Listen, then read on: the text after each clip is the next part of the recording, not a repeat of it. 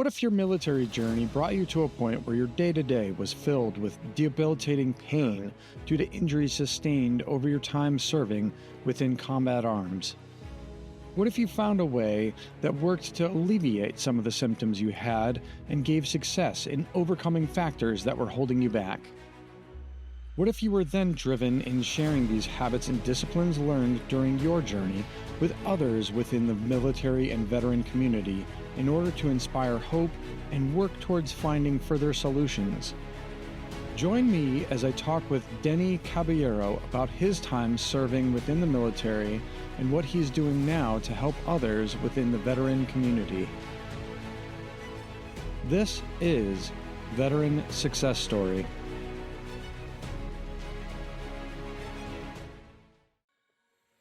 Welcome to another episode of Veteran Success Story. This week's episode features Denny Caballero, the host of Security Halt podcast, as well as producer of a few others, including Broken Brains with, I think it's Bruce Parkman.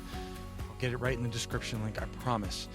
But I wanted to just jump right into it on this episode, but I have to warn you guys, this one's a little wild. It's a little all over the place, but it's a good one. Honestly, this one flowed more like a conversation. It was more free-flowing. But if you haven't listened to Denny's podcast, the Security Halt podcast, go check it out.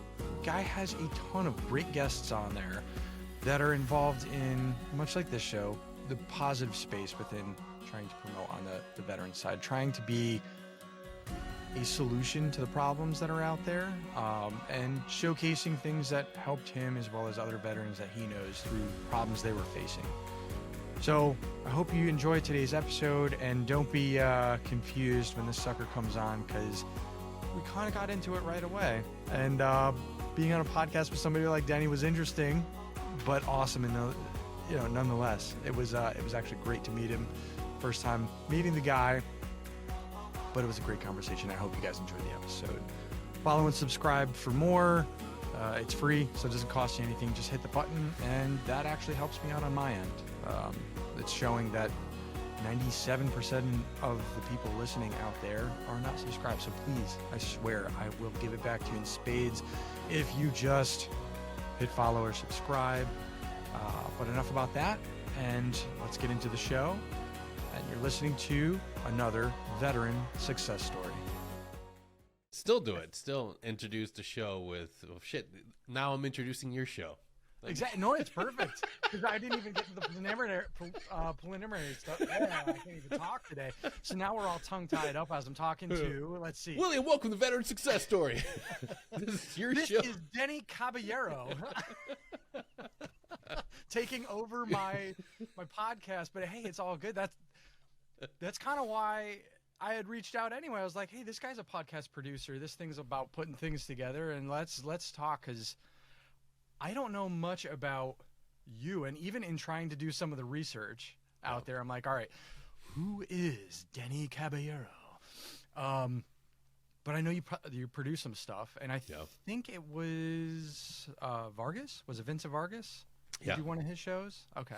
Yeah, I was on his show. He's been gracious enough to come on my show, and I produce the Dan Rayburn podcast. It's close to the number one streaming media show. If you're into end of quarterly earnings on streaming media, if you're into understanding that industry, you dial into Dan Rayburn. He is the go-to guy for streaming media because he was at the very beginning of it. When we started seeing streaming concerts, that was Dan. That was Dan as a young man. He's the one that first started doing this, and it's been a wild ride to sort of meet him and have him hear and listen to what was at that time nothing but gross humor hobby between me and my great friends, and having listened to that, and for him to see the potential, not just in my show, but in my abilities, and for him to believe in me before anybody would. And that's a type of like friend and loyal, customer. Like to this day, it's like one of the craziest stories. Like literally just on a chance meeting, he was at group. He does transition assistance for Green Berets because he had a chance meeting at Walter Reed with one. And he just happened to hear that I was a podcast producer, and that's what I was passionate about, even though I was like not really saying it. And he just happened to listen to one really bad episode. And he's like, everybody's been wanting me to produce or start a podcast. I want you to produce it for me. And he's been with me since, we did episode 1 together, everything about his show. He's been gracious because I did things like, at first I was doing my own show through Discord. And I was like, I'll just bring you on and we'll create a Discord lobby. But then you quickly realize who this person is when you drop the episode and you see 700 downloads, 1,000 downloads, and you're like, holy shit, like people. And he doesn't have social media. Dan runs everything through his blog and LinkedIn. He is the standard when it comes to streaming media. So people seek out his stuff. And that's when I realized content is king. And he taught me that. You make something that's undeniable, 100% consumable by your audience, the people that want to go listen to you as an authority figure in this area, and you'll have people. And I've watched it. He doesn't do video. He doesn't do reels, any of the things that we stay up having to do as podcasters and creators. He doesn't do any of it because he realizes that people will tune in for the content that he's putting out because nobody else is doing it. He's an authority statement in it. How long has he been in it too? Because there's something to be said for being in the beginning. I talked to someone, I think it was 5 years ago, and I was going to college, and in between there I had to commute. So a lot of the stuff that bore the background to some of this was, what helped me out on the commute to college. It was like going for marketing. So I would start consuming marketing content, and I would start asking questions in class or answering stuff in a way to where the professor like took a double take, and they were like, wait, hold on a second. Yeah. Hold on. Who's teaching the class here? Yeah. So it's wild, but 5 years ago, I described something to someone and they didn't listen, but I described it to them. And if you go and look at what I had done the market research on and what I was like, this would be perfect for the veteran segment. Someone needs to be doing it. Turned into the setting, at least, for the Sean Ryan show. And I was just like, give you the keys to the castle, man. Like, that's exactly what your show would have fit perfectly, your personality and stuff. But at the same time, it's finding who you are and then also sticking with it, man. Just to be... I think episode 16 aired this week, which was the very beginning of it. But at the same time, I was playing the social media side with the, up behind me, the book tour. So I was doing that end of stuff and made a ton of mistakes in there, and learning stuff about content along the way. So growing this is easier along the way this time. Yeah. But at the same time, it's once you throw long form or even video content like the reels and stuff, which your stuff cracks me up, man. I think that's actually where I got turned towards Security Halt, because I saw some of your stuff and I'm like, this is great. This is the stuff that you sit around the coffee and joke about. Bingo. These are the deployment jokes with your buddy, and it just resonates. Yeah. I always say that that's what lures you in before you take the medicine. Being in the positive space, as I like to call it, the place where you're advocating for people to get help, people to take a knee, look at longevity. Look, if you want to become that first sergeant, you might need to take a knee and go get help so you can address these issues. None of the things that we're facing have to end our careers. They don't. Mm-hmm. We can stop it. But how do you bring somebody in and have that conversation? I know that I wasn't willing to have that conversation. I didn't want to give up that myth that I was a superhero, that I couldn't break down. And I realized something that we did in the team, and I've got pictures of it. We did it in Afghanistan. We would print out memes, PowerPoint memes, and hang them on the bulletin board, and like rank and stack who's the better meme maker. and humor's always been something that our veteran community can lean on. Our dark humor, and that's something that I realized. If I want to talk to somebody about giving up alcohol, which I think is a net positive, I'm never going to get somebody to listening to that message or think about it. Just think about the idea of it. You don't have to make a decision. Yeah. I just want you to think of what your life could be like if you gave up a maladaptive behavior. Like if you're using, doing anything risky, I want you to pause and reflect on it. But how do I get that message across? I can't just put that out there. I tried it. It turns people off and it doesn't get through. Yep. But you put a meme, you put a couple of memes out there, they come in, they see a podcast reel that talks about something that's vulnerable, talks about something that's relatable, And you can see it in the analytics. You can see it in the metrics. You won't like it, but you'll share it. You'll share it with somebody. And you'll be like, hey, man, yeah, this hits home. This hits close to home. Like, and that's something that is deeply rooted in our warrior culture. We don't want to be vulnerable, but if somebody says the right thing, maybe it'll stick with us. And maybe down the road, you'll walk in and you'll get help. Yeah. Yeah, no, and that's the other part of it. That's the other half. You know, again, you were just saying the meme draws you in. But the other content out there that you have, I've noticed that it's that positive stuff. It's, hey, these are people with solutions to the problems out there. You mentioned one of the biggest ones right there, alcohol.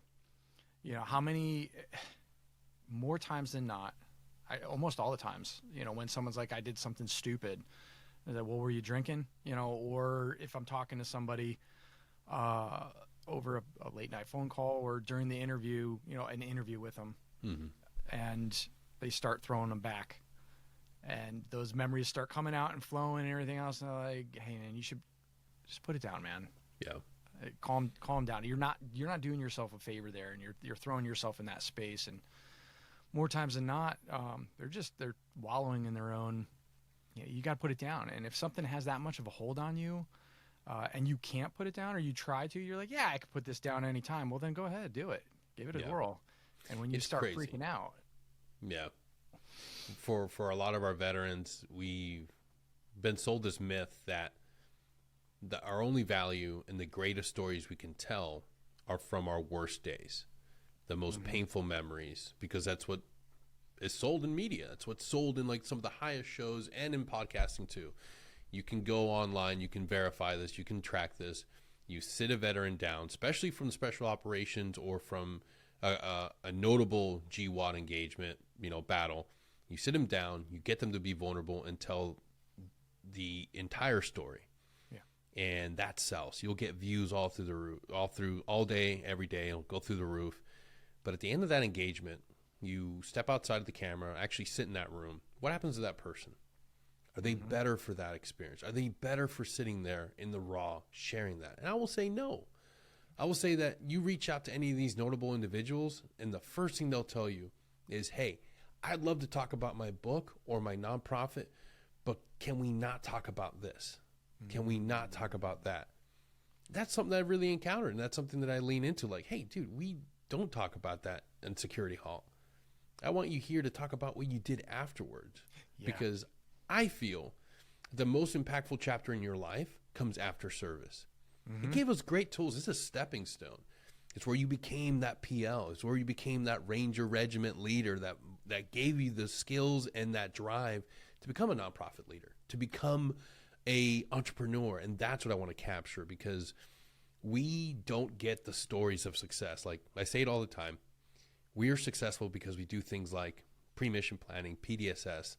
And that means we plan things out and we see how somebody else succeeded in the battlefield. And we say, okay, this ODA fucking crushed it. How do they take it to the enemy so well? Well, Chief, let's take a look at it. Looks at all these missions. They did X, Y, and Z, and they continue to push the envelope. They never let the enemy breathe. They did X, Y. I'm like, that's perfect, man. That's a great plan of action. Maybe we should continue doing these things that made them successful. Let's go fly back and let the boys know what happened.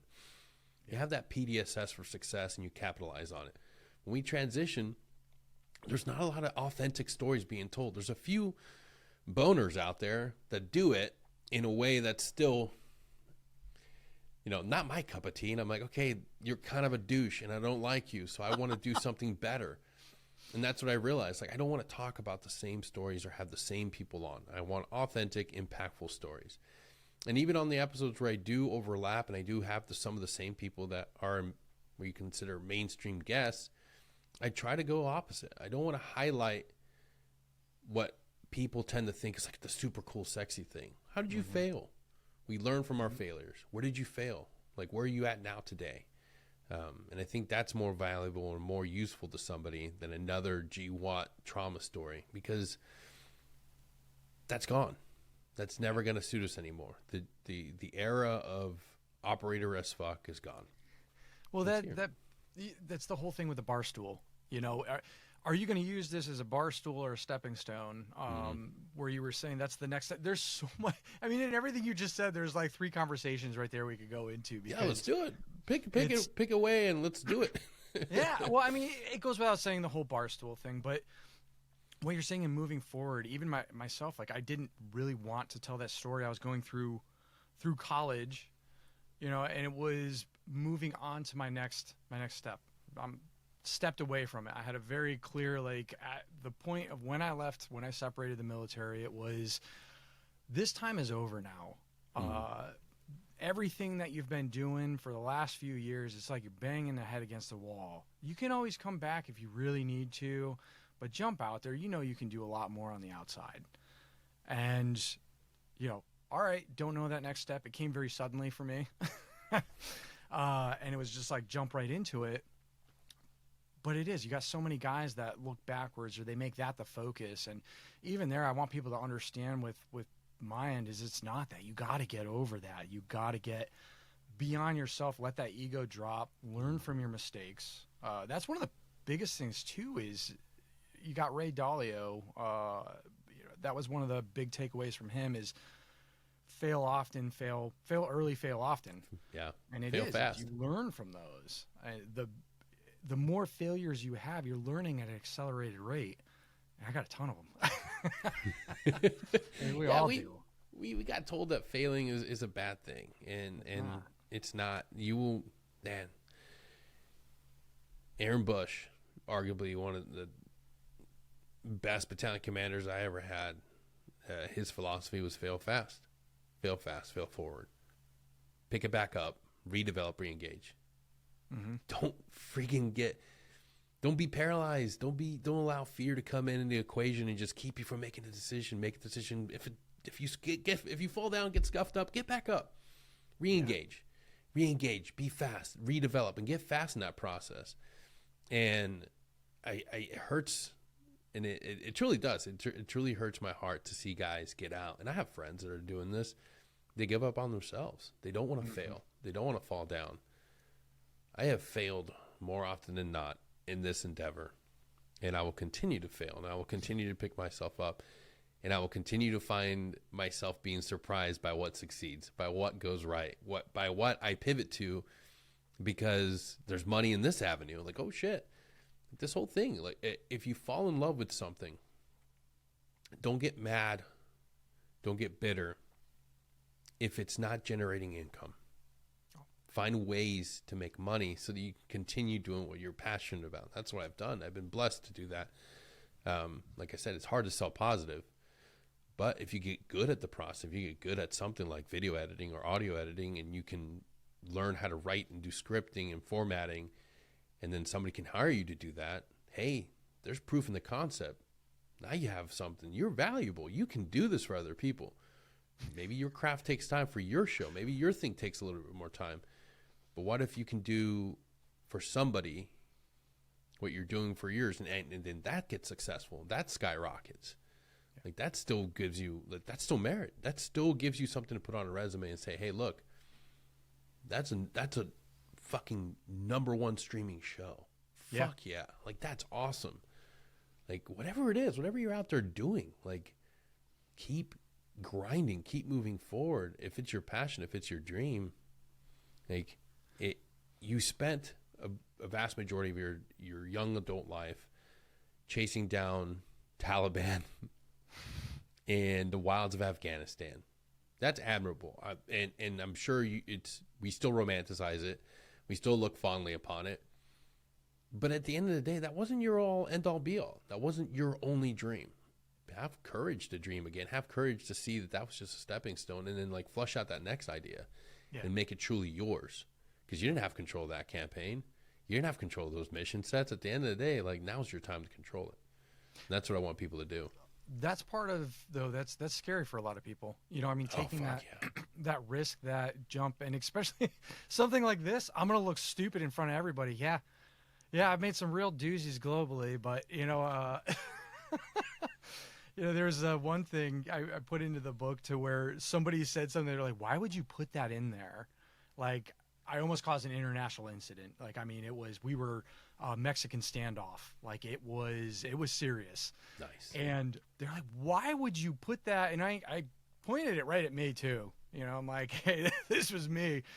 And our old battalion commander had reached out and was like, "Man, I never knew that was you, like, mother effer."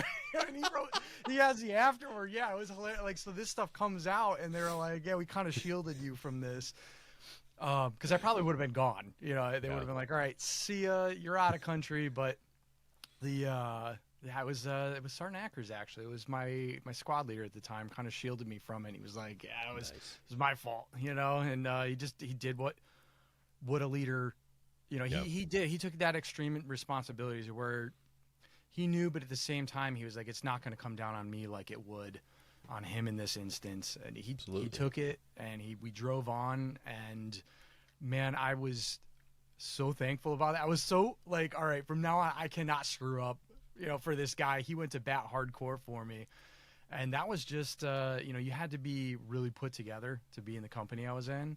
And he knew I had the potential, but I wasn't there, you know, and those failure points, I put him in that because that's what makes it real. You can't be scared to do that. Somebody else is going to learn from that. Yeah. Same thing with this. Every show is just, I focus on one thing, you know, and then when I started getting to the point to where I realized, all right, you're not asking yourself what's that next thing to improve on in this next one. So what do you need to do? Like, go and look at a show that's been around for a while, or go look at something. All right, who's got it going on right now? All right, what are you missing? Like, what are they doing that you're not? Or what can you focus on more? I know interview skill is one of them, you know? Yeah. Saying, you know, is also. It's reps, man. It's reps. I'm still learning new things to do and things not to do. Editing processes, things that when you're do you have a full studio, a full backing? Do you have outsource your editing and everything, or is it all in-house? Oh, no, 100% in-house right now. Good. Yeah. Good. And bespoke trailers for every episode. And I actually was asked by a producer about that. He's like, why in the hell at this stage of the game? I'm like, because I am forcing that creative curve. Yeah. I can create a trailer that's freaking gnarly, you know, and they're not pulling tons of views yet, but they're getting attention. Once I put those at the front of the episodes, you saw the audience retention rate go through the roof. Yeah. And I was like, okay, that's good. That's something that they like. And I know it's something that I liked in, matter of fact, the old London Reels. I mean, before he went Bitcoin crazy and weird, when he was out about self-improvement, that was one of the shows I listened to. But that trailer in the beginning, it was just like emotional and it hit you. And I was like, I can hear it in my head right now. Yeah, I was the other way around. Yeah. I tried doing episode trailers and nobody gave a fuck. So then it was like, you know what? I'm making shit for me. And that was one of the greatest things I ever got from somebody. Make content for you. Yeah. If you're happy with it, make it for you. Because I chase that dragon too. I'm trying to make the intros and this and that and this. And I'm like, you know what? I'm going to send you yours on a drive before it airs and ask you. I'm going to ask you. I'm going to be like, what do you think? No, because what I do, it's a little bit different. Like I'm nailing down the process. You know, I'm going through this stuff to actually start figuring out the process. Hey, what do you want to do here? What do you want to try? But the trailers they really are for me. Especially, oh my God, the first few of them, I was like, dude, I spent 3 hours on that trailer and it got 5 views. Yeah. You've got to be kidding me. Man, dude, there's been episodes where I'm like, this is going to be a fucking banger. People are going to fucking love this shit. And it's like 3 fucking views. 1 view. And I'm not pulling any fucking views. And that's the other thing I'm horrible about. I don't watch any of my own shit. Don't watch or consume any of my own content. Not even I'll go back and I'll like my memes. Yeah. Just because those are fucking funny. I think. Oh, you got some bangers, man. I think I have some good ones. But the thing is, first one I saw was the Zelensky one. I'm sorry, I stepped on you bad, but no. That was the first one that I really got into, and I'm scrolling your page, and I'm like, what is? And it was the boosted audio, and I was like, ooh, you did not really. And I had to go back because I took Russian in the Q course. So. Yeah.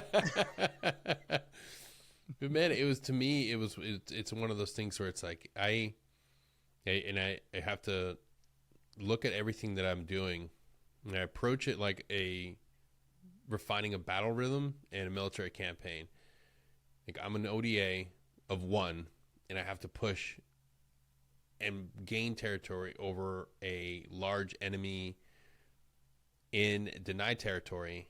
I need to continue. The op tempo cannot slow down. I can't take off Christmas. I can't take off Thanksgiving. I have to fucking push, and I have to continue. I have to try to. I think you reached out. You're like, how are you doing 3? It's like I don't see an option. I don't see a fucking option, and I'm that fucking hungry for it. And if I get sick, if something happens, now more than ever, I'm a dad. I'm a new dad. There's gonna be days where it's like, well, this doesn't get done. This doesn't get done, and that's okay. 70% today is my 100%. Okay, they're gonna have to be all right with it. But it has to be something that I can't control, because if I can control it, if I can stay up for 48 hours like I just did, I will do it again, and I will do it again, and I will do it again to refine it, and I will do it again to keep pushing. Because how dare I not be willing to do that when I was willing to do it in combat? If I was willing to do that for my mission, then why don't I have the same fucking tenacity to continue sitting here making poop and cum jokes and fucking producing my episodes? How dare I? If I believed in myself enough out there, why am I not doing it here? And I'm blessed. I have a wife that believes in me, but like I said, I'm not going to put the show over my child or my wife. When I need to support my family, when I need to be there, cook breakfast, get her ready, tap her out so she can get some rest, and I got to do that. Then it's got to be that.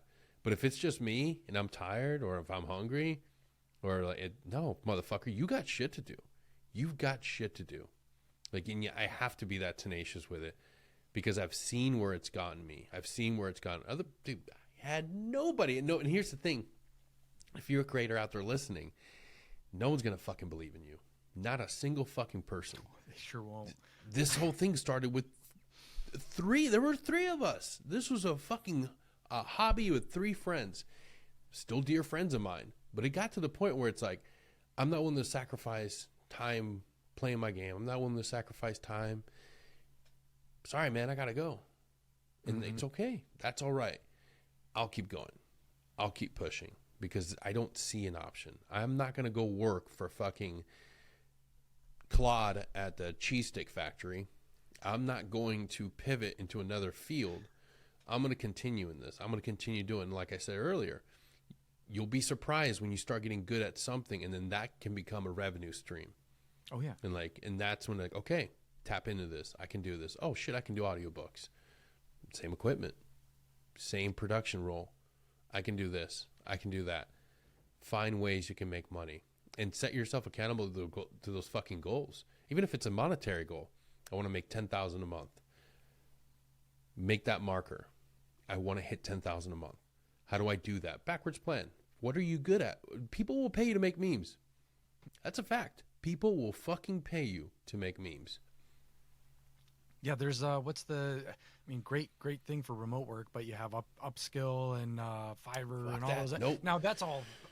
Don't give yourself up as like I did the freelance gig. Boy, that's a rough world. You're going up against people from Sri Lanka and Bangladesh. They don't work for pennies. Oh no, I know. No, I'm just, and I wasn't saying like, oh, absolutely not like that. I would never, because I know better. I even cut the small business end. I have marketing agency end, and I was just like, it's just not worth it, man. Like I can't run that and give what I need to, because of the demand of what some of the small business end is looking for on the marketing end. But the rewards from it, I'm like, I'm better off taking this elsewhere, using it as consulting on the strategy end. It just wasn't working out. I had to take that and say, and most of them were just like, okay, they didn't even ask, but there was one of them who was just, he's like, come on, man, like, please keep me here. Like, you've been with me from the beginning on it. And I had to tell him, I'm like, I'll do a side-by-side with you until you get someone in place and until we get this stuff done right. But, it's not working out on that end. But as far as what you've gotten out of it, and I feel like I'm not going to be able to give you what I think what that standard is. And they agreed after I explained it. And I was just, I'm like, I'm going to feel like I'm selling you short, man. And I'm actually, it's going to make me feel bad about it. Now, if I can have you trained up with somebody now in-house, and you're actually paying less for the same amount of quality in what you need in this, because what they were doing wasn't hard. And it wasn't hard for me either. I just was like, I'm heading in another direction, but I want to properly hand you off. So, and that was a whole nother thing. You know, there's so many different things when you look at it and you're like, how many other companies would have done that were it not for having that built in from that leadership side from your time in the military? You know, there's so many little things where I look back and I'm like, business people or people out there, we have such a drive that you can use it instead of what we were talking about earlier, the bar stool to sit on about your story. Use that as your fuel, man. Like, we've been through anybody who is deployed within the GWAT, and especially the guys in combat capacity. But I mean, really anybody. That op tempo was so high. Yeah. And you can't do everything without the support systems there too. You know, people dog on, say, pogues and stuff. I'm like, you wouldn't be able to do the job. Like, I've heard seasoned Delta operators like give some serious props to some of the conventional units that pulled outer cordon, and they're like, those guys were tight, man, and if they weren't here for us in that instance, we would have been screwed. Yeah, it's ridiculous the way that this myth has been propagated. Like, some of the most remarkable stories of heroism throughout our GWAT era come from support individuals. During the early years, it didn't matter who you were, especially some of my Marine Corps friends. Some of the stories I've heard of, you are now a gunner. That is your job for the next 6 months. Like, this is your job. You're a logistician. Like, and the stories of heroism, they don't give a fuck about your MOS. Anybody can have a moment of valor if they're in the right place, right time. One of my greatest friends like has this great story of being a seasoned warfighter, paratrooper, and they're in a heated gunfight, and he ends up being the one that's leading a young Green Beret out of a really tough spot and has a moment of complete vulnerability. And it's like, hey, is this your first time? He's like, yeah, it's my first firefight. Stick with me, kid. I got you. Like, bro, absolutely. When you're a young man in combat, you're a young man in combat. And to hear that story, I'm like, fuck yeah, all day, every day. Who else would you want next to you? A fucking another brand new guy? Fuck no. I'm going to take the E6 that's got 4 deployments under his fucking belt to fucking give me the left and right limits and give me and empower me in that moment to be like, you got this, bud. Let's go. It's all fun and games till the bullets start flying. I've seen guys to where never seen them in combat before, or seen them in a situation that wasn't as hairy, you know, and then you start having the zings and pops over your head, and you would have never thought, you know, this guy just seems like a squared away dude, and all of a sudden he's turning tail, and you're like, whoa, did I just, holy hell, and then you know, and then that guy never goes out on patrol with you again.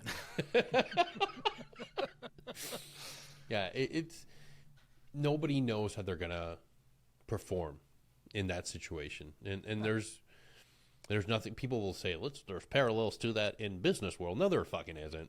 Not at that extreme. There's you cannot put that in a fucking PowerPoint and teach that in some Scrum class or PMP. It's the sheer killer instinct right there sometimes. Oof. Yeah. But man, it's important to understand that support people. Everybody has their passion. Everybody has their reason for joining, and we have to support and understand that, dude, you don't get anywhere without it. Even within special operations, you're not the main effort. You're supporting. Yeah. Everything's in support of infantry, unless it's unconventional warfare and you're in the country by yourself running your operations. But if you're not, heavily dependent on support right there. Exactly. Like, we have the best individuals in the world doing the most demanding job, and they only get a chance to do that because they have world-class support structures. That's the truth. From S1 down to, even S6. Everybody. Everybody has their role, and everybody has, and if they're good at their job, they're part of the friggin' team. It's when somebody doesn't take their job seriously and they hate it, and a large part of it can be said that it's because they get so much joking and so much ribbing, and they don't take it serious because there's not enough professionalism in the field. It's like, you should be proud of it. Yeah. When you should have so much pride in what you're doing that when the jokes come across, like, yeah, whatever. But you know what? I'm really good at my job. I'm really, really good at my job. And there's that pride, and you have the values in it. But I think Even in my time, I could see that dwindling within certain S shops. You walk in, and it's just like, oh, very much feels like there's no pride or like, yeah, spirit decor. Like, yeah. Well, when did you end up? We're half an hour in at this point. When did you end up leaving the service? April 2023. Okay, so yeah, I was 18, so a little bit before him, but I know what you're talking about. Kind of that disheartening, just downward spiral. You know, is that like when Security Halt? Like, what came first? The producing, the Security Halt podcast? You were talking before. You were joking around with three buddies of yours. I was going through a really rough time, and I had, something that was taught to me in the 82nd was LGOPs, little groups of paratroopers. When you are alone, coalesced with people around you, and you're left, you're right, and you keep each other going. And that mentality was with me through lots of the hard times in the military. You're doing an unknown distance ruck march, and people start getting sad and mopey and droopy-eyed. Like, first thing you do is you start getting people laughing again. You get somebody to your left and right to be like, hey, man, we got 5 more minutes. And those 5 minutes go by, and they're like, what the fuck, dude? You said 5 minutes? Yeah, no. 5 more minutes. And then that turns into a joke. It turns into something that gets infectious, and people start sharing it. And I realized that there's power in being able to make each other laugh. And that's what me and my friends started. Greg and Paul, we started Security Hall as that, being able to laugh. And then from that, we brought in Ryan, brought in Eric, and just had like this rogue gallery of people that were really, really fucking funny. And we would sort of have these moments of vulnerability talking about some of the things we're going through. Mm-hmm. And at that point, I was still in, and I was using it as a big crutch for some of the things I was going through, because you can't really talk as a Green Beret, as a warrant officer. You can't talk about some of the things you're going through, or you feel like you can't, because you're like at the tip of the spear. I can't be vulnerable enough to talk about what I'm feeling and going through. And it was my way of helping myself and my friends talk and communicate through these things. And it wasn't really until I went through my downward spiral when I had to go get help. I had to go to inpatient treatment center and then follow up with a traumatic brain injury treatment center, because what I was going through was an absolute crisis of mind, body, and spirit. Everything was, I had 2 failed surgeries on my feet. My left eye wasn't focusing. Cognitively, I was in decline. I couldn't focus. I couldn't read my emails or reply back in anything that made sense. Missing words, missing complete lines of thought. I would get in situations where I could not talk. I felt like if I got too upregulated, I couldn't talk. I just wanted to resort to violence. And none of those things made sense. Nobody could tell me rationally what was going on.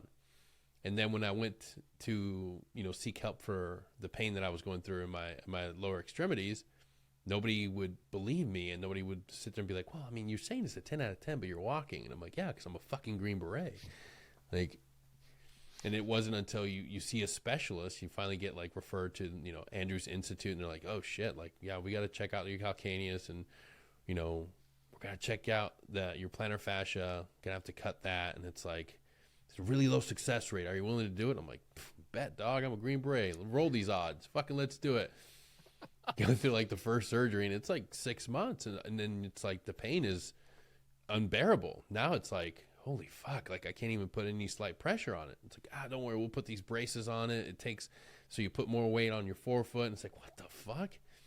And then time for the second surgery, and they're like, this one, this will be the one. We'll get this one. It's like, comes out just as bad. It's like, fuck my life. Chronic pain.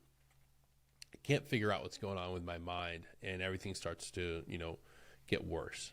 And like any of us, when you're in a constant state of upregulation, you're constantly angry, you're thinking that your best days are behind you, what are you going to think? And that line of thought it gets more and more like, hey, you should do something to fix this temporary situation. And at that point, I'm trying very loosely to try to get help. I just want medication. I just want somebody to make the pain go away. And I don't want to divulge and have anything going wrong with me, especially like shit like your left eye not working. And at that point, I haven't heard anything about operator syndrome. Nobody's fucking talking about it. I'm living in my own head, and that's not a good place to be in. No. And at the same time, I'm not holding up the standard. I'm not able to do the things that a Green Beret should do. I'm not able to think. I'm thinking I'm giving like my 100%, and it's like a retarded monkey showing up to work, scribbling shit, and people are like, what the fuck? When you have an entire team room of hard-hitting individuals, you don't want to show any weakness. You don't want to be the one person that can't function, can't do the things that you should be able to do. And that weighs heavily on you. And that's seriously every day seeing America's best, and you can't keep up. You can't do the things you used to do. I think the last straw was finally going in, having that cognitive assessment. Because we have the impact test, which come to find out is like, you shouldn't deploy if you can't fucking pass that. And I walked out of my impact test not being able to finish it for 3 hours. And I should have known that that was a canary in a coal mine situation. Hey, like maybe we should talk to somebody about this shit. Mm-hmm. But that wasn't, you want to be with the boys. You're going to do everything you can. Yeah. And you're not able to pick up on the warning signs because nobody's talking about it.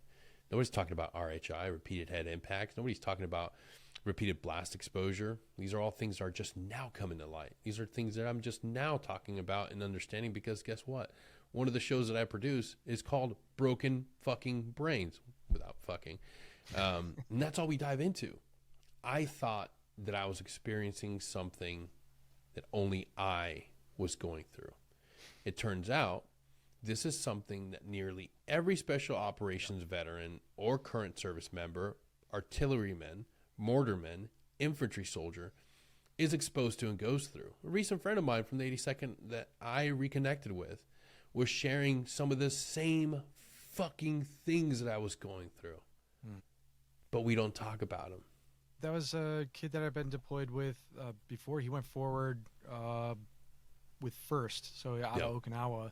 And he ended up, man, like, you know how it works out there. They're so short on stuff, and they saw his combat infantry badge, and they were like, oh, you were at the 82nd. Like, hey, you're coming with us. Yeah. And he just ended up doing a bunch of crazy stuff, but was also like a Gustav trainer and everything else, but exactly what you were talking about, like blackouts, couldn't function at work, the emails, would get calls, and then just like all of a sudden just blank out and be like, what? And it ended up being the end of his term in service, and he finally started addressing it. But even then, I mean, to this day, he's still having issues there. We'll should talk afterwards. Yeah, there's so many resources, and come to find out, and this is, I can now laugh at it. I did the cognitive test with the cognitive psychologist, and I mean, a long day, long process of batteries of testing, and it gives you a really, really inside look of what you're going through. Mm-hmm. And it was exactly like that moment in Forrest Gump where the principal's like, Mrs. Gump, Forrest is right here. He's going to need a special school. Now, imagine yourself going through the Q course, being a Green Beret, going and becoming a warrant officer, being surrounded by America's best. I'm by no means fucking the greatest, but I worked with the fucking best. At the very fucking least, I was able to keep up with the best fucking that America has to offer. Yeah, able to work with at my best capacity. I was now like faced with a true fucking marker what my deficit was. And I was no longer crazy. I wasn't going crazy. I knew that there was shit wrong with me, and now I had a marker. And that was like the last straw for me. I'd be like, fuck, dude, like I am not going to live my life like an idiot. Now, that doctor broke it down to me. He said, hey, look, like you're able to compensate, and you're building scaffolding around the areas where, you've shown you're adapting. You couldn't remember things, so now you're carrying notebooks. Hey, that's an approach. That's a method, not the best method, because you'll still lose the books. Lost a lot of them. But you're finding ways to strategize. What I didn't know is I was looking at a problem set that could be overcome. Maybe not completely, but you can come back from this. I've made leaps and bounds of improvement. Like, I can't remember shit still. Like, and the internal voice will always tell me that I put my keys in the right place, but in reality, I didn't. Like, that's still a reality for me. There's still like that internal voice. I can't trust it. When I tell, like, for example, I can literally be holding this drink right now, walk off camera, put it in my kitchen, come back here and be like, that motherfucker, he moved it. That piece of shit Will was in my house and he moved it. I know that now. I'm at peace with those little moments. I'm at peace with the quirky things of getting somewhere and realizing I forgot why I even got here. But that takes a lot to get to that place. And when you're not willing to accept it or do the work to get better, because there's a lot of things you can do. Like, I can read now. Like, my office right now is surrounded by friggin' books. Like, this is the reality of what you can come back from. All these books, read. I'm in college. That was not my reality when I was going through. When I was in the heat of that was not my fucking reality. And I was willing to do something extremely stupid. But I had to go through that. I had to go through that to realize that the number one thing you need is vulnerability. Everything opened up for me when I was willing to be vulnerable. Finally being honest, getting help. That's what's going to get you to the next course of action. That's what's going to get you to the place that can really save your life. And for me, I'll say it every day, going to Laurel Ridge, Mission 100, that saved my life. That was the first inpatient treatment that I had to go to understand what I was going through, to unpack everything you went through. Because trauma doesn't start in the military. It starts in your life before the military, and you have to be able to face that. And for me, like, that was the place I needed to go to. And then after that, was very grateful, very lucky to be able to go to the STAR program. And the STAR program is where I went for TBI treatment and world-class care. Cannot say enough great things about the people there, the treatment. But that's when it's like, okay, like, I have a lot of work to do. And I realized that the rest of my life, like, I didn't want to continue suffering. I wanted to get better. I wanted to start focusing on me, my wife, and my family.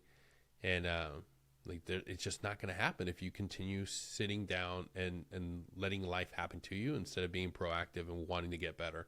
And that's what I wanted to do. I wanted to heal, but I knew, like, it's not as easy as just like, okay, I'm going to take a medication, I'll be better tomorrow. Like, you got to make that your primary thing. You got to make that your primary fucking job is to get better.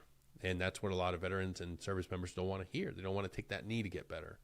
And unfortunately, like, maybe that means that your military career comes to an end. For some, maybe that means that your military career comes to an end and you focus on getting better. Because sometimes what you're facing doesn't get better with a weekend, doesn't get better with a 4-day pass. Sometimes you need to go to treatment centers and get the help you deserve. I had someone on here recently talking about psychedelics and actually ibogaine and the neuroregenerative properties and stuff that come from ibogaine and some of the TBI success that they've had within there. But I mean, what are some of the other, like, what's the particular therapeutic methods that they used for you at this place? And then what are some of the other ones that you've seen out there?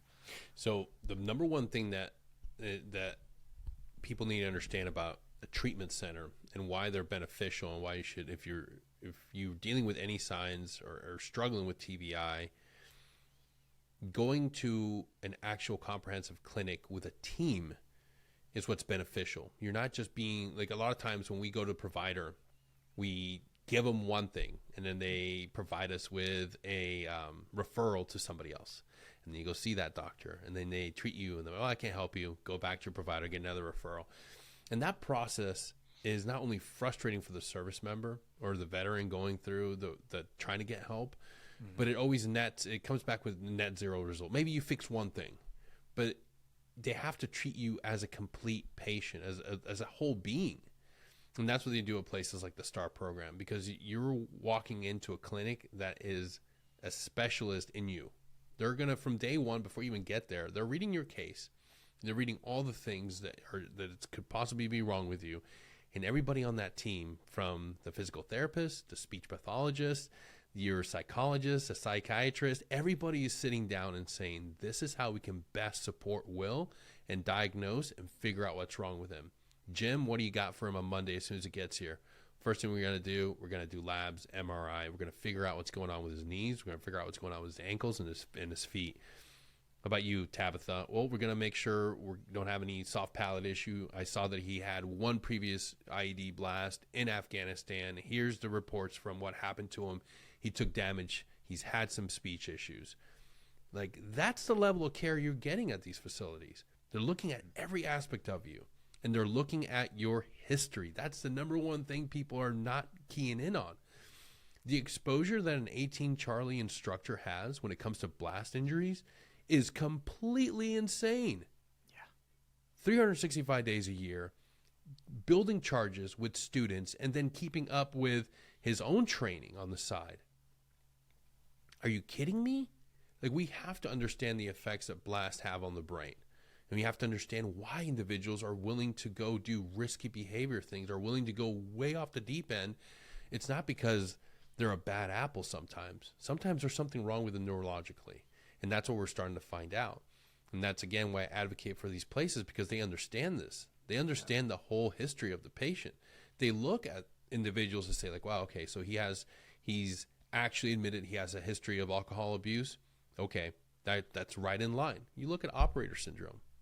Read that white paper study or read the book and look and check the boxes, because every single one of us that were in an infantry unit, artillery unit, mortarman, or just was around a blast for a long time, some of our support individuals, you will realize that some of those things are like, oh shit, that's my life. Yeah. I have problems with my memory. I have emotional outbursts. I can't remember things. Cognitively, I'm not the same place. I can't read the way I used to before. I don't have the attention span. These are all things that people need to talk about more and understand that there's nothing wrong with raising your hand and saying, hey, this is what I'm experiencing right now. And in fact, it has been my lived experience for the last 4 years. Here's where it gets even more complicated. When you're a high achiever, somebody that comes from a population of high achieving individuals, you're going to already be adapting to some of the effects. Mm-hmm. So maybe you already noticed that you don't read as well. So you stopped really enjoying books. You don't read anymore, but you do audiobooks. So you retain knowledge still. You find ways to adapt to it. Maybe you realize that you have what I called at the time headaches, which are called migraines. A headache doesn't last for 3 days, guys. Yeah, that pain threshold thing is... It's not, but it's the same thing. You have a high achiever who understands pain and has built a tolerance to pain. So they're like, whatever, I'll just eat another 800 milligram Motrin, not knowing that they're creating another problem.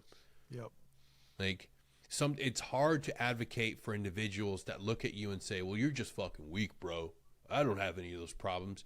Yet they get in their car, start it up, start driving out of the compound, and they forget where they're going. Mm-hmm. I understand the bravado. I understand the importance of maintaining the strength. But there's nothing wrong saying I need help. Because you can get back in the fight. That's the thing I need you to understand. You don't have to give up the career if you catch this early. If you're able to say, hey, man, I want to be the best performer on this team, in this platoon, in this company. So therefore, I need to get the help that I deserve. And the resources are out there.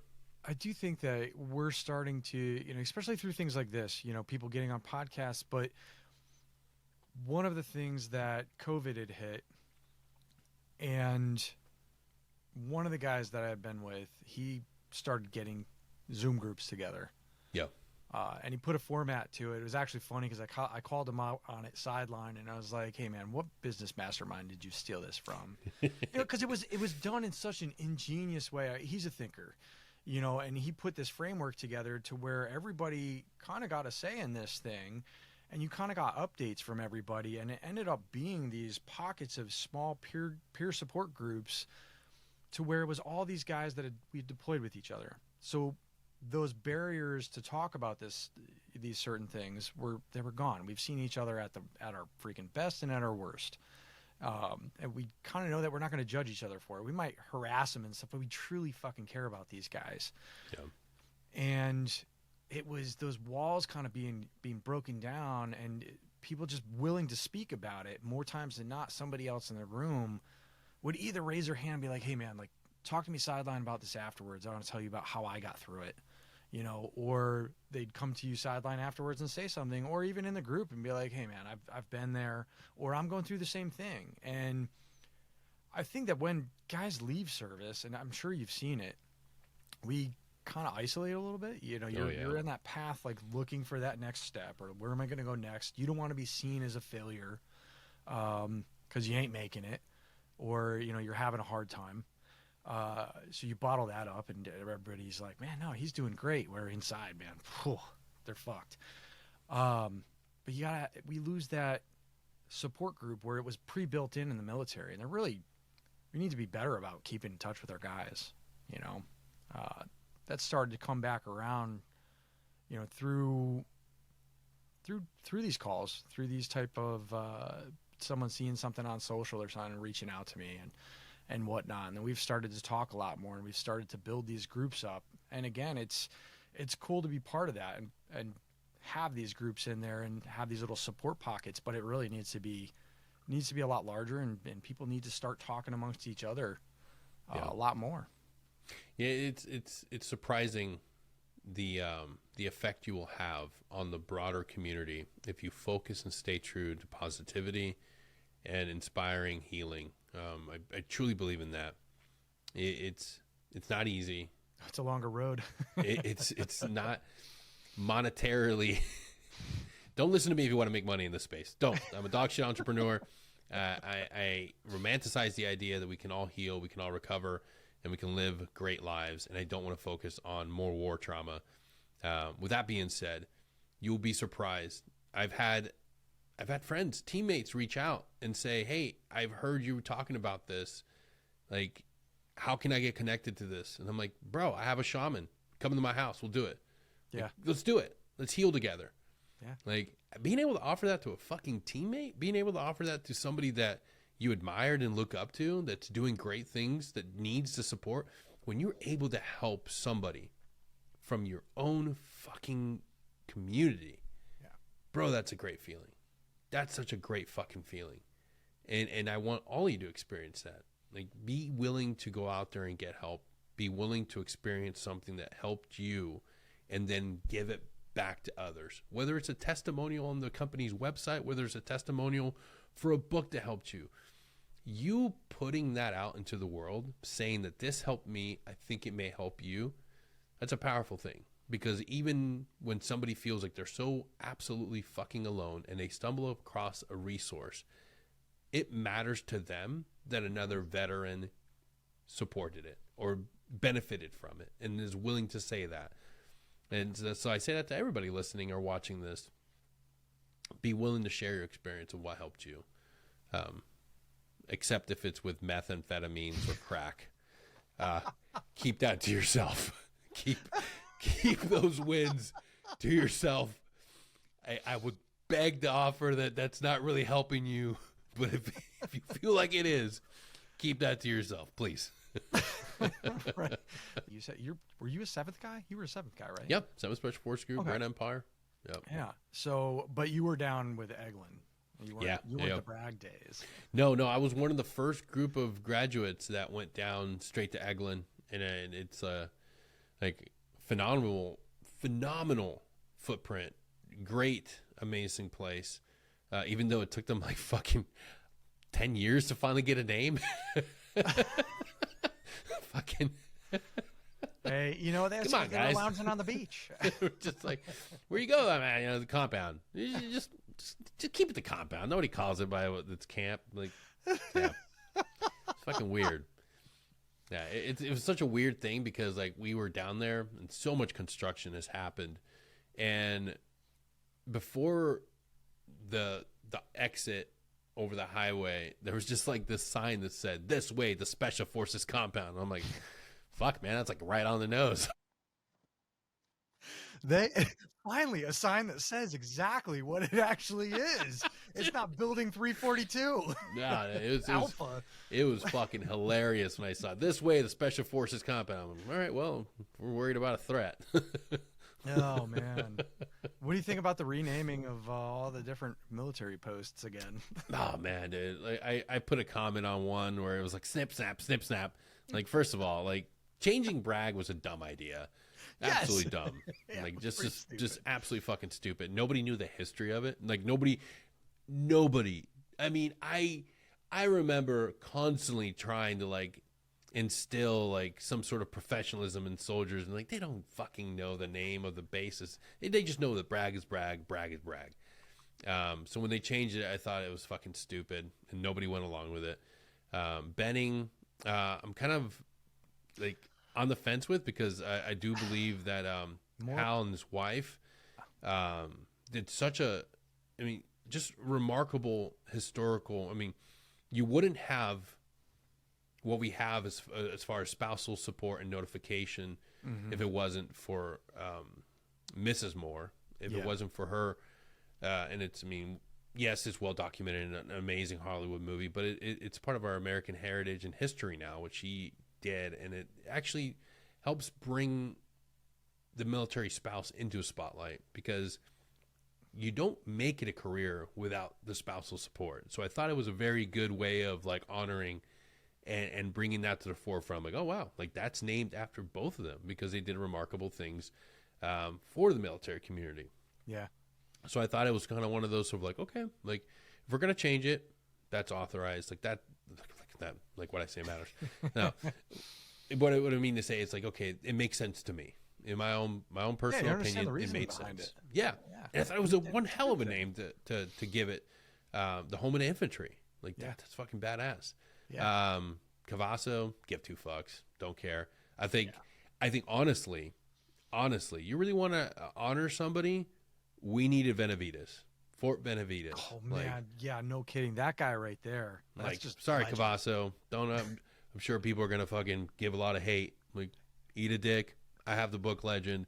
That guy, and like, dude, I'm proud of the Hispanic heritage in the military. But that's one name that I'm like, dude, that'd be fucking badass. Fort Benavides.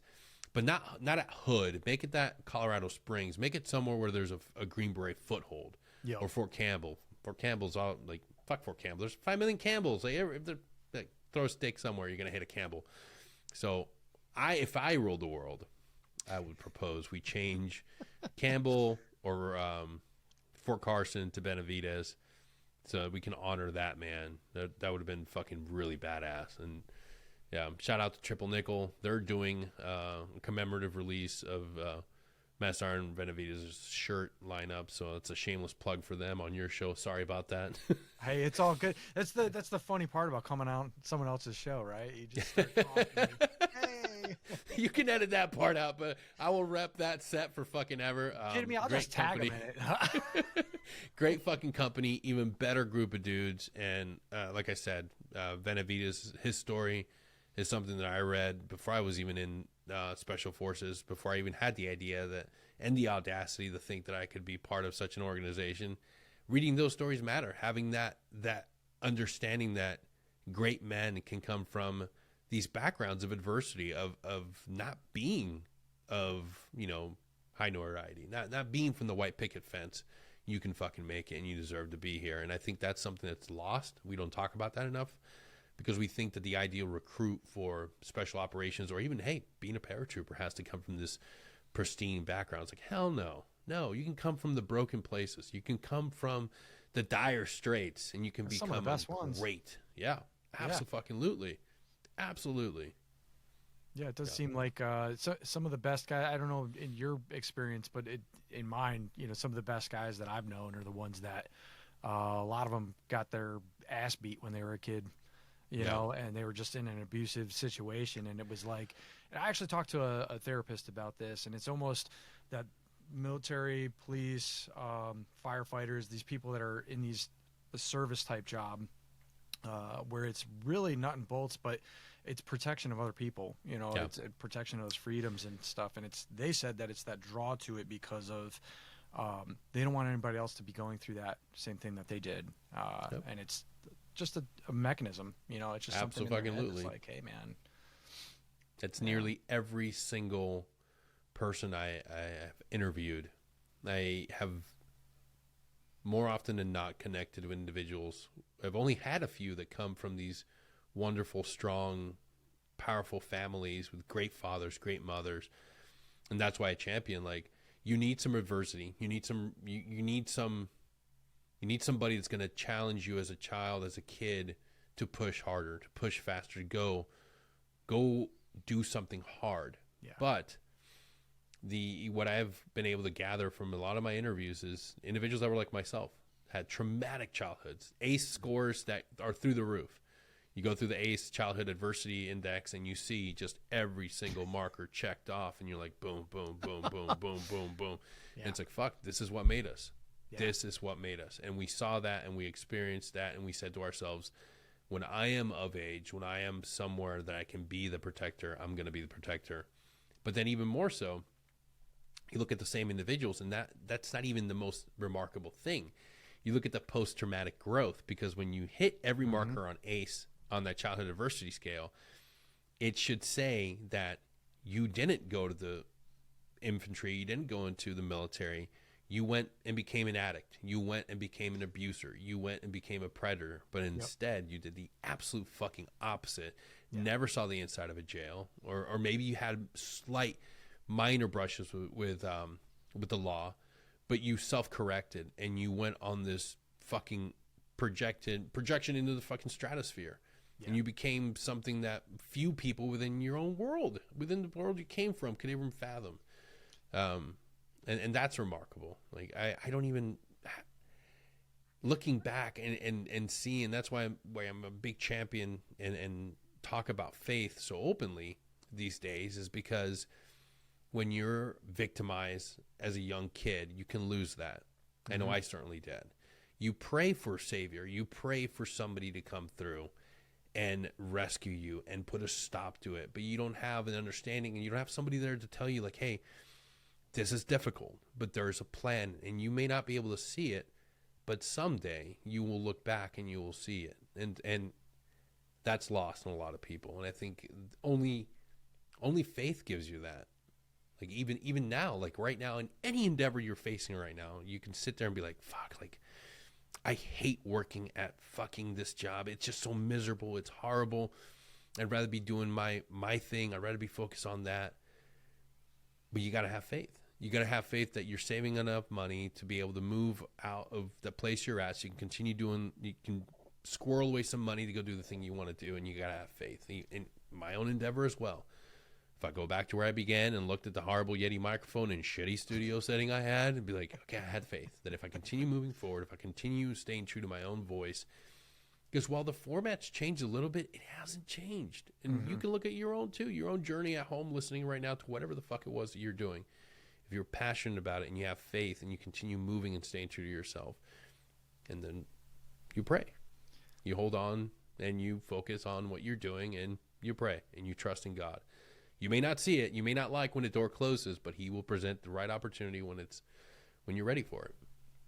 I'm definitely a believer in the fact that there's something greater out there. You know, I mean, I've seen it. That's undeniable. Who has the right view of that and everything else? I don't really buy into the religion side, but at the same time, I kind of grew up in a very, I would say religious, like militant religious background. I mean, completely understand. Yeah. So it was a little bit of a abuse of power type thing as well going on there, that dynamic and stuff. So you look at that and you kind of become jaded towards the religious end. But I mean, as far as where the scriptures go, you can also look back and then pull stuff out to where it's like, it says it right here. You should have seen the writing on the wall. You know, as once you start to know that stuff, you're like, that's not a leader, like, or that's not what's intended. And anything that man's going to do on that end, we're people, we're humans. We're going to screw it up, you know, so it's, where's your course correction? You know, are you going to follow the religion end of things? Because of that experience, I haven't been able to lean back into one, nor do I really see it happening in that way. But at the same time, I do have the respect for that. I feel something else is out there. There is a framework behind something. There's a larger picture in the universe of stuff. You know, there's a saying out there, and I wonder what your thoughts are on this. But on me. Yeah, you might like this one. I don't know. So it's a like yoga thing, but not like yoga in the way of like namaste. Yoga's the devil. No. Right. Oh my God. You know, there are those out there. I was actually told as a kid, like meditation was the devil and you were opening up yourself to evil spirits. And I was like, and now I kind of see it and I'm like, dude, that was the key. Like that's the key to knowing yourself. I don't want to interrupt. I'll say this briefly. Yeah. Mindfulness brought me back to faith. Mindfulness and my wife. My wife came from a very good family, very good, strong Catholic family. My faith deteriorated when I got brought into this country. I was forced onto a religion that wasn't mine. But one of the few things I understood about meditation early on when it was offered to me, well, the second time it was offered to me, the first time mindfulness was offered to me, I told the doctor to fuck off. And then I was hopeful. Then I had no recourse and no reprieve from pain. I had no way of dealing with pain or my own mind. And I found John Kabat-Zinn's wherever you go, there you are. And I leaned into it. And I started practicing mindfulness. And then eventually it led me to get my certification. And eventually it led me to teaching mindfulness.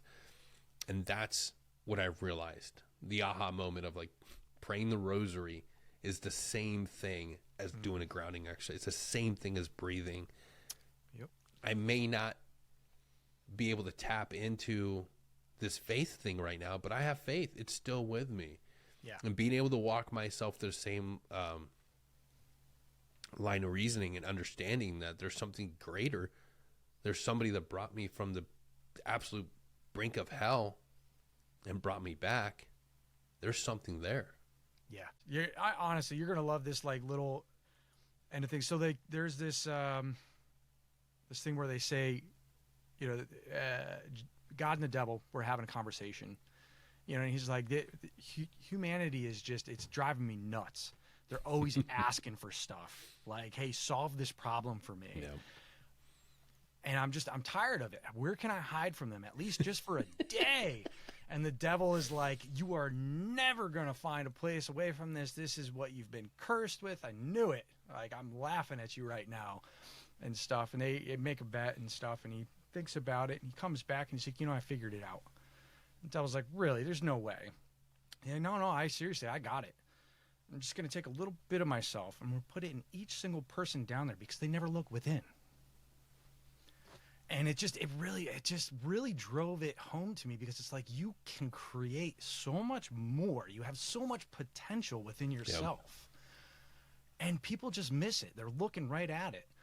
And I think it was, call me quirky on this one, but it was Mike Tyson. And that guy, maybe at this just sound clips or something, but he said something that stuck with me to where he's like, God will give you anything that you actually ask for just to see if you can handle it.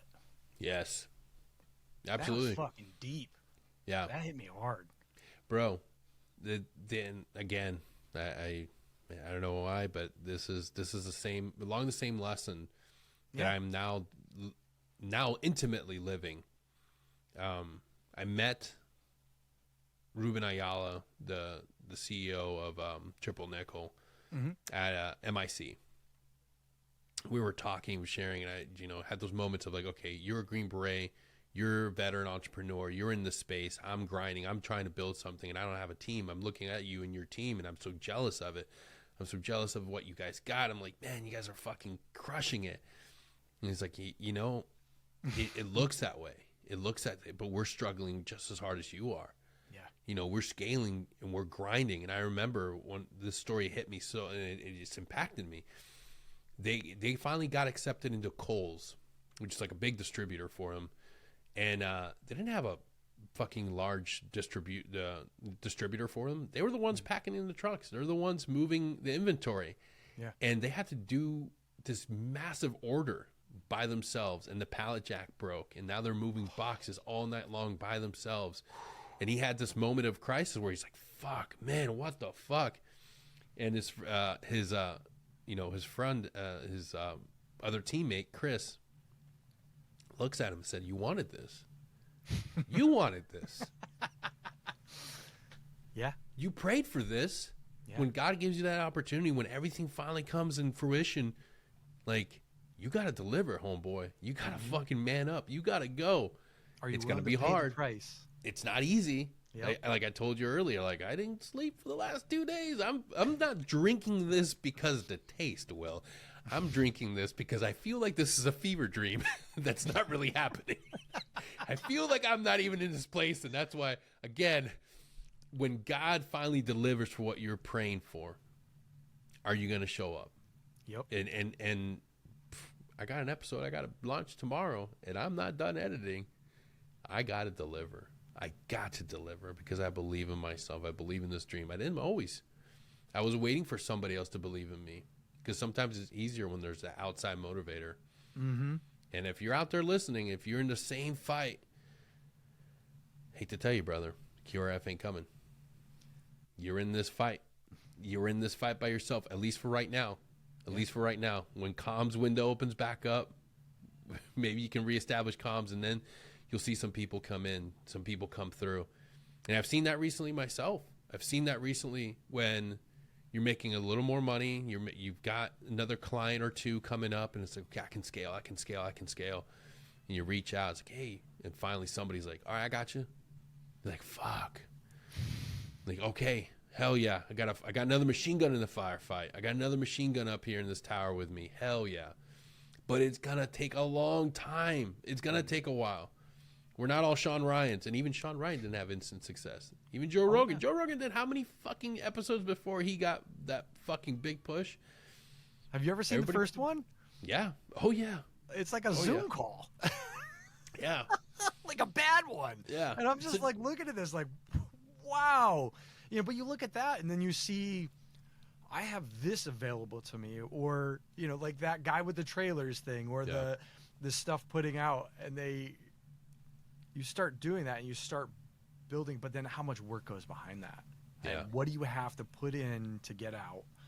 There's a lot with all of that. You're absolutely Fall in love with it. Fall in love with every fucking bit of that process and love it and nurture it and breathe fire into it. Learning every day. Yeah. Yeah. Yeah. Yeah. And then understand, and that's a thought, like that's a, and I don't want to, I love helping people. If you're, and feel like I'm taking over the show. If you're listening, you need help, or you want to talk about anything podcasting, Will and I are available. I'm speaking for him. Reach out. You're not in this alone. And I love when somebody reaches out and like, hey man, like I really love what I'm doing with this and I need help. It's like, fuck yeah, let's do it. I will waste 3 hours of myself and give you every bit of what I have, and then stay up late to do what I really need to do, because that's what I wish I had. But it's okay, because now you're a little bit higher and you can help somebody get above you. And if you succeed, fuck yeah, even better. That ripple fuck yes, effect I will help you. Is so cool. Like, so cool. I helped someone out in getting something somewhere, and then I think it was 6 months or so after that, he had his own book come out, and I kind of made some introductions and coaching along the way. But then 6 months after that, it wasn't just for him. You know, that was the coolest part, is all of a sudden I get somebody else. Hey, man, I just talked to him. Like, thank you so much for helping him out. And he passed this along. And then he even added to it. And I was just like, dude, like, this is why. You know, and you're feeling bad about yourself or something on whatnot. And then you get that. And it's just like, all right. Yeah. You know, don't feel bad. Somebody else's success can help you. Maybe they have lightning in a bottle. Maybe that person you helped has a format that's different than yours, is able to tap into the audience, into a different market, and their shit goes through the roof. If you're a good enough human being, guess what? Hey man, I got more resources in this fire base. We're moving back to you. We're going to push out. We're going to push into your objective area. We're going to help you out. Yeah. Holy fucking shit. Yeah. All right. I'm no longer by myself. You never know what can come of it. You never know what can come across from a simple collaboration. Because I tell you what, I take every single one of those collaborations just as seriously as I take my own show. Because it fucking matters. When we stop dreaming and stop believing that something can happen from this interaction, you're going to be back in your echo chamber, pissed off, angry, mad about the world not going your way. I can't get fucking 2 more views. Let me tell you, if you're in it for views... Wrong reason, buddy. Bro, you gotta love this shit. You gotta fucking really want to do something great, because I still cannot break past YouTube. At this point is merely a place to put videos because they're not going anywhere for me. But I will continue doing it because I know it comes across. All you need is that one interaction, that one email that it helped someone, and you continue going.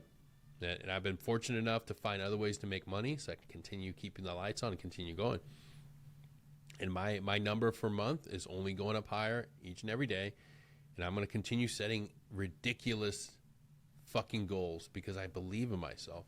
Good. If I was able to go through what I went through in life to get here, more than tank. Fuck, dude. This guy's not even the fucking limit, dude. Like I'm going to continue going until somebody like that fucking meme. If you want to stop me, you have to fucking kill me. Like that's literally it, man. Like and to any critic out there that doesn't like what I do or has any opinions, I see your ratings. I don't give a fuck. And I'll leave it at that. I do it because there's always going to be someone. There's always that's actually I talked with somebody about that, and it's when you have the haters come out, that actually is a signal that you're doing something right because there's that lower 20% that just hates you. Now they're starting to rear their head. There's an 80%, not 80%. I think it's 60% silent majority. You know, and then you do have, there's a smaller, the early adopters and stuff, but you have those people who are going to just freaking hate on you. And when they start coming out, like, that's okay. That just means you did something. Yeah. Oh yeah. And you know what? Hey, if I like positive criticism, but give me critique that's useful. Don't just tell me, eat, come and die. That was one. That was a wild one. That's really? Like, like, all right, that's creativity. I'll give you those. That's well, when you do center your platform around those kind of jokes. Like. Yeah. Oh yeah, absolutely. That's actually a segment I'm trying to bring back. Negative critiques. Trying to do a Friday segment with that because I love those. But you know what? I love doing this. I am so grateful for everybody that, you know, doubted, because that did put fuel in the fire. People that didn't see it, but even more so, the people that did, the people that did say, go after it, keep going, and you'll be surprised. Like having just one person, fucking Vincent Vargas, chance encounter, chance meeting, willing to ask, you come on the show, absolutely, yeah, and like that. To me, that meant the fucking world. And to be able to have continued to stay and then reach out and have him come back, and like, you never know what that means. So if you're listening and you're out there and you're struggling, trying to get fucking an interview with somebody, just reach out. You never know. Reach out. I think the wildest one that I've had, I won't even name the person because the reaction and no, actually I will. I reached out to Ice-T. Nice. And I anticipated to get a reply from a manager or a handler. Yeah. Because I know if you don't know, he was in the military too. Mm-hmm. He utilized, he was in Schofield Barracks in Hawaii, and he utilized the military to buy his first, recording equipment. But I reached out to him because I wanted to hear that story. And the memes from his fucking Law and Order are just fucking hilarious. Like his episodes, his sound bites are just great. But the perfect response, and it was, within a few hours, I got a response back. Nah, dog, not from me. And I was like, hey, you know what? Fucking A. I got a reply back. And that to me, like, I printed it off. It's still in my office. It's one of the best things I could ever hope for because I learned early on from a good mentor. It was like, hey, if you never ask, you'll never know. Keep asking. Keep reaching out. Yeah. Got Chris Free, Dr. Gordon Freeman. All these people seem inaccessible at first, but they are passionate. They are individuals. There are doctors that want to help and they want to share the information. So I continue reaching out. Yeah. And now I'm fortunate enough to be able to bring them on other shows. And that to me is one of the greatest things to realizing about common humanity. When people want to help, people want to help. And they will come on your show, even if it's a 48 hours in. with an episode due tomorrow, and here you are. And now I feel bad because I know how that is. Like I said, Will, this this is something that everybody needs to do. And what I mean by that, it's like not obviously recording a podcast, but to be willing to connect. Yes. To be willing to reach through the void, because right now we're not in the same space. I don't have, actually, I will lie. Shout out to you, Ty. I have a Green Beret at my gym. And I live in Alabama these days. I'm not anywhere near my Green Beret comfort zone of Northwest Florida. I miss it dearly. Yeah. Being able to actually hold space with some of my friends, to grab a coffee, sit down with another person from my warrior tribe. But now I have Ty, and I sit down for just a few moments at the very beginning of my day before we both go off to do our things, and we're able to sit down and talk about Green Beret shit for a few seconds, for a few fucking moments. You get that brotherhood back.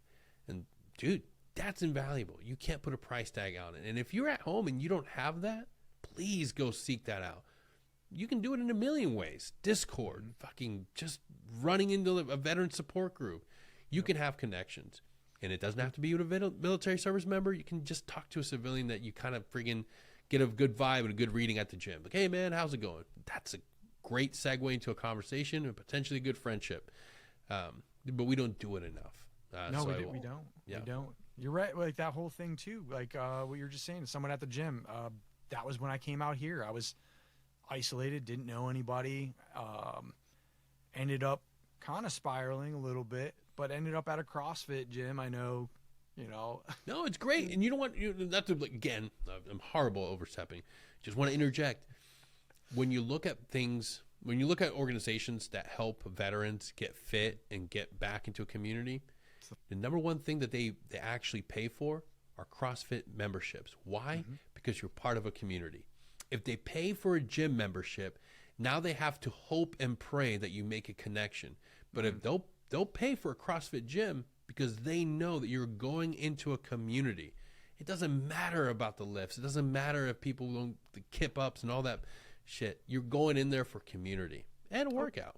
The one I ended up at was, there's two owners. One of them was an ex-Navy guy. But there was a whole bunch of other military vets and first responders in there. A ton of different police guys, one of the SWAT guys and stuff. And, those conversations, we have that same language. So that commonality was right there in that instant rapport. So we could talk about that dark humor end of things, or they overheard something, or they started to understand that, I'm trying to think of one in particular, but you just know how it goes. It just like pops out, and it's like, oh, did I just say that? Because half the public, is going to cringe, and they're over there chuckling too. And then they kind of come over one day and they'll just start, and you just go from there. And that really did it. Put some of that community stuff in place, but it did. It brought me out of the funk of where I was at the time. I needed to work on myself physically, build that foundation and stuff, and that led to a whole bunch of the rest of the stuff. Yeah. But no, it's funny that you say that, though, the human connection, because that has been, it's been a few of them. That's actually in post right now. I have an episode with Scott Mann talking about literally that. Fucking love that dude. Human connection end. Oh, he's got, oh my God, some of that stuff is just absolutely great. But it tied so well in where I was like, I have to push this episode forward because there's another one coming with another guy that was the whole thing, is he really brought his old platoon back together. And he's been, the glue within his platoon in getting these guys. But the suicides and stuff that were happening out there stopped when he started putting forward that effort and that work. But now it's this conglomerated unit that goes around, and they're in touch with one another, and they know they can reach out and call, and I've gotten the calls from my guys too. Like, hey man, I'm working on this, and can you put me in touch with somebody? And it's just reaching out, and creating that space. Oh yeah. Man. Well, man, I was going to say, this is perfect. Like, it's this perfect, the segue right there. The whole conversation, you said the whole thing before, be great just to hang out with one of the old 82nd guys and stuff, but this has been good, man. It's great to talk. It's been a great conversation, man. Absolutely. We'll have to do I'm honored that you reached out, and if I can ever be of service to you or your audience, find me on LinkedIn, Denny.Caballero. Of course, check out Security Out Podcast or Broken Brains Podcast, the Dan Rayburn Podcast. stay tuned for one I have in production for the Special Forces Foundation. Because if you're drowning, why not take on another project and learn to tread? So that's what I'm doing. So yeah, check me out on my socials, Security Hot Podcast, or Danny_Tanner_Jr. That's my personal one. Got to change that to my real name at some point. But it's like one of those old emails that you had from high school that you're embarrassed to tell anybody about. Well, it was it's just like who's cooler than Danny Tanner from Full House? So I'm like, yeah, right. That's Take it while you can and own it. Oh man, no, Denny, it's been great, man. Like, and hey, I'll put all this stuff in the send this stuff over to me. I'll get it into the description link and stuff, and I'll put everything in there. I'll tag in all that stuff, and we'll absolutely, get this thing man. out there, man, for sure. No, I appreciate everything you're doing out there, man. Your show is fantastic, and I keep bringing on that positive influence out there because we need it more than ever, especially these days. Oh, absolutely, man. That's before I do my villain arc in episode 8 or season 8. I'm going to go reverse. I'm going to talk nothing about how to do the worst things on earth and get addicted to all the things. So maybe there'll be some money in that. So stay tuned for season 8. It'll be shock a value. doozy. Wait a second. He's advocating for suicide now. What's going on? To see somebody. There'll be somebody that's like, yeah, fuck yeah. Go get it, Denny. It's one hell of a way to wrap just up. For a second, I'm going to hit this thing. Thanks for joining us on another episode of Veteran Success Story.